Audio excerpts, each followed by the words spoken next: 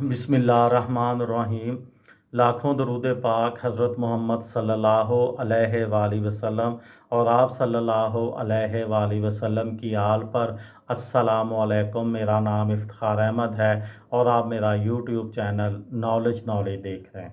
कराची के clock towers के मुतल्लक एक सीरीज़ शुरू की हुई है।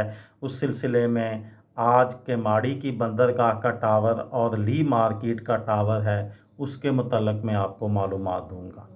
केमाड़ी बंदरगाह केमाड़ी जेटी पर कायम सेडहम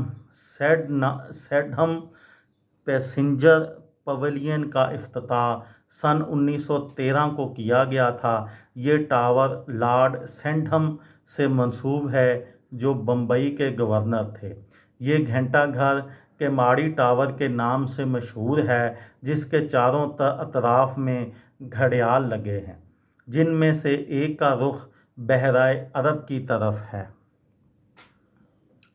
दूसरी जंग अजीम तक बरतानवी इत्तहादी अफवाज के लिए ये बंदरगाह मुतहर्रक अड्डा थी। मौजूदा दौर में भी ये इमारत और घंटा घर फ़ाल हैं और उसकी देखभाल महकमा जहाज़ रानी के पास है।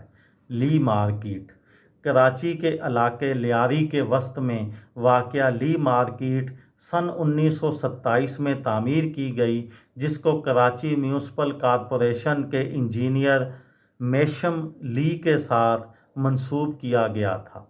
इस क्लॉक टावर की मार्केट में मरकज़ी हैसियत है। यहाँ से बंदर रोड, मौजूदा एम.ए. जुनाह रोड, जोड़िया बाज़ार और सराफा बाज़ार को सड़कें जाती थीं।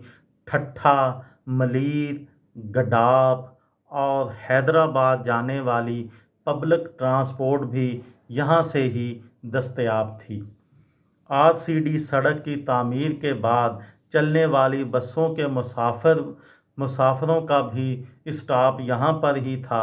ली मार्केट में किसी ज़माने में सब्ज़ी, गोश्त और मछली की दुकानें होती थीं और शहर की पहली सब्ज़ी मंडी भी यहाँ वाक़या है।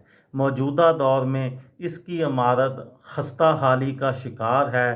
टावर भी ज़बों हालत में है, जबकि घड़ियाल की मशीनरी चोरी हो चुकी है। 1970 की दहाई तक इस घड़ियाल की आवाज़ सुनाई देती थी, जो मध्यम होते होते ख़त्म हो गई है।